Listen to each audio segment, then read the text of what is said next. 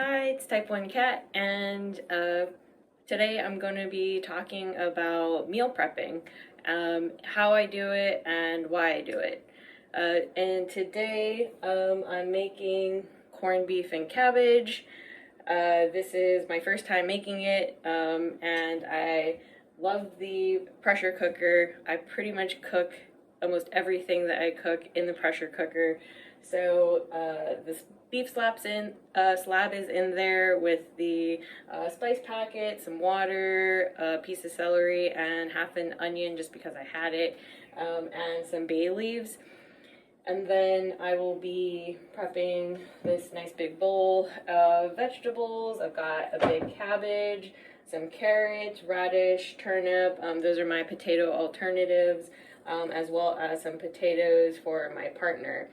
And I got all of that from the farmer's market yesterday. Someone at Ma'o Farms helped me pick out the, I believe it's a turnip, I can't remember what kind. And I usually also prep a bunch of salads for the week on the weekend after I go to the farmer's market, and at least a couple of days of protein. And that is one of the reasons why I meal prep, because I found that going out to eat or ordering is more expensive usually.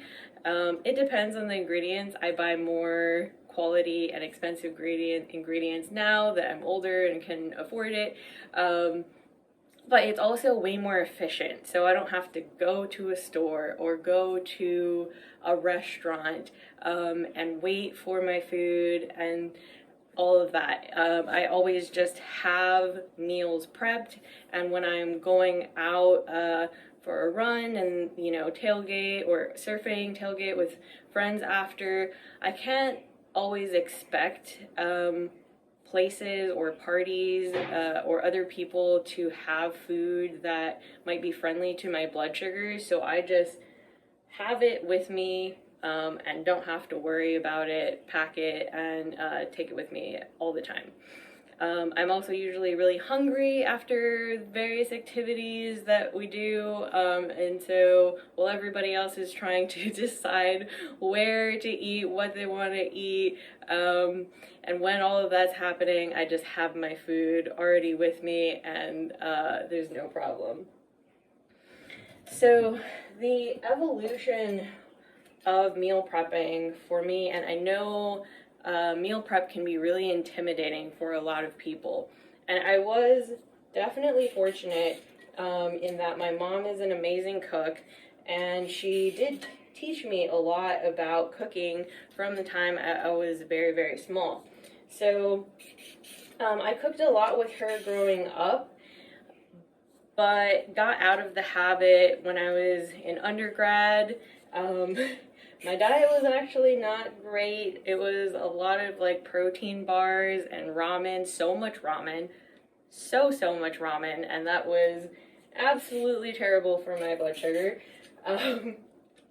But eventually, you know, moved on to a little bit more nutritious and whole foods, less processed meals, but still a poor college student, so switched to like frozen non-starchy vegetables and like canned chicken and tuna, maybe some ground beef. You know, I definitely try to get more quality proteins now, like from forage, and you know, try not to support those mass-produced protein, because it's not good for the planet, it's not good for us, and it is terrible for animals. But I definitely understand the cost. The cost is greater, for sure. So I also lost some of my skills from my mom when I switched to being a vegetarian for a few years.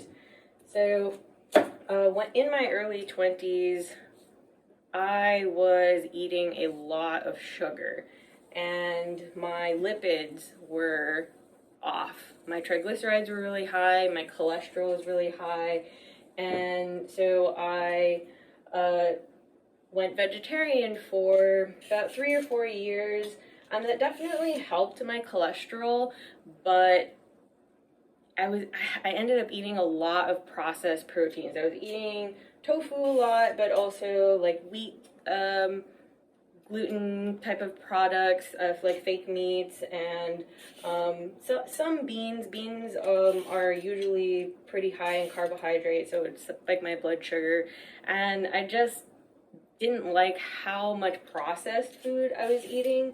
So I went back to eating meat, but I had kind of forgotten how to cook meat because I had not done it in so long.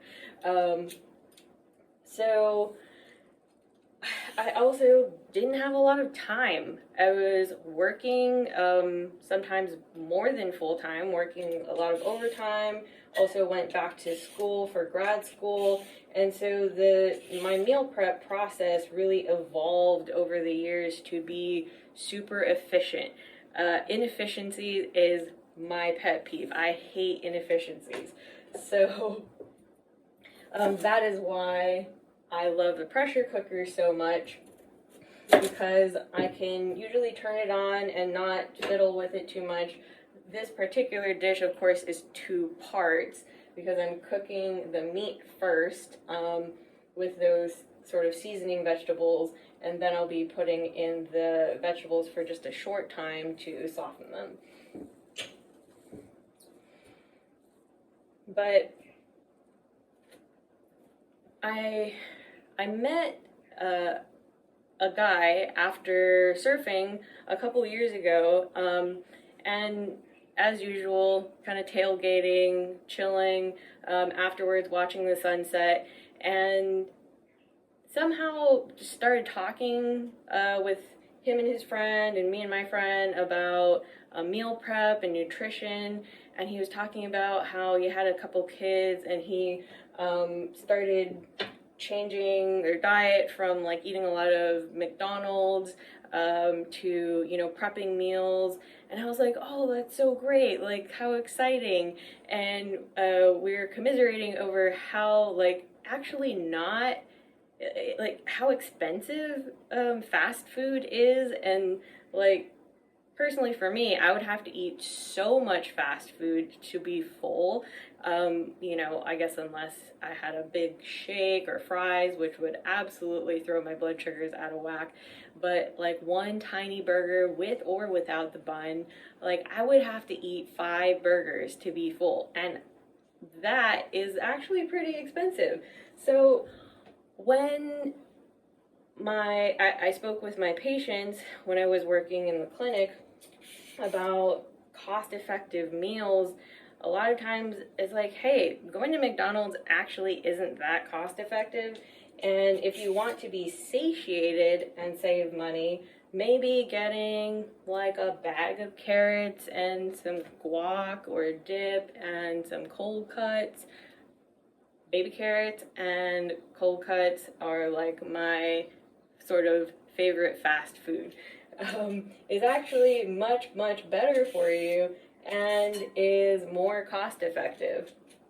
So anyway, he was telling me how everybody's feeling better, behavior is better, but he was kind of stuck in like, how do I make it not boring but also efficient and not like stress myself out by like trying to do something fancy all the time? And I told him, well, I've been prepping the same salad for I don't even know how long, 5-6 years, and I just changed the dressing, the spices, you know, the sauces, and that's the same for my meat. I use a lot of ground meat because that's just the easiest to prep, and throw in some vegetables, throw in, you know, different things, make it into a curry. But yeah, and that was like a key moment, like a light bulb moment for him where he was just like, oh yeah, like just change the sauce or the spices and you have a different dish, a different flavor. That's so cool. Like, of course. So that was really fun, and I was just thrilled by having randomly met that person after surfing. So that was great.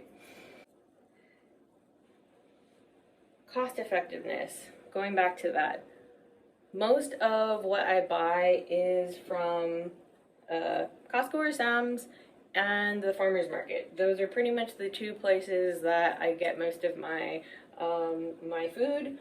Sometimes I'll go to Down to Earth, Whole Foods. Whole Foods not cost effective most of the time. And Asian markets. When I was in undergrad and just starting my career, I went to Asian markets a lot because the vegetables were usually a lot cheaper. And again, now my protein, I try to get a lot of my protein from forage, or sometimes Safeway, Times, Foodland have local meats as well. And yeah, I think that's it. If you folks have any questions about meal prep, I guess one last thing to say about it is I don't do anything fancy most of the time. And especially if I'm just cooking for me, I don't care. Like, if it's simple, great. Maybe it's just salt and pepper for the protein, olive oil and vinegar and salt for my salads, maybe some fish sauce to change the salty flavor. It's really simple because I hate inefficiency. So, gain confidence with meal prepping and figuring out what you like and what works for you and what keeps. I try to get hearty greens, not like those gross little delicate salad greens that get mushy and so yeah, just experiment, figure out what works for you, your style, your budget, your lifestyle, and eventually it will become a really awesome routine that you can rely on, and it just gets easier from there. So yeah, I'll see you in the next video. Thanks for watching. Hey, Type1Cat. Just realized I forgot to mention a few things. So, my lipids. My doctor wanted to put me on a statin when I was less than 20 years old because that is the guidelines. If you have diabetes, most likely your doctor is going to recommend a statin. I didn't want to take a statin, definitely not at less than 20 years old, so that is why I went vegetarian. And now that I am low carb, not necessarily keto, I don't care if I'm in ketosis, but I probably usually am. My lipids are absolutely amazing. My trigs are good, LDL, HDL, can't remember if I've had a particle size lipid test in the past or recently, but yeah, everything looks great now, and I eat a ton of protein and cholesterol. I just don't eat sugar. Maybe have a couple of fruits a week, and my diet is primarily lupin beans if I am going to have beans, and that is my non-animal protein, as well as tofu, and a lot of animal proteins, good quality as often as I can, and lots of non-starchy vegetables, just as much as my heart desires. Sometimes I feel like I'm eating too much and it freaks me out, especially as someone who has a history of binge eating. But I think about it and I'm like, is this a binge, or am I just giving my body what it needs? Especially after weightlifting, I am hungry, like so hungry. I'll eat 60 to 120 grams of protein in one sitting to satiate my hunger after lifting. And I know that if it is not like processed foods, I probably just need it to rebuild and build my muscle. So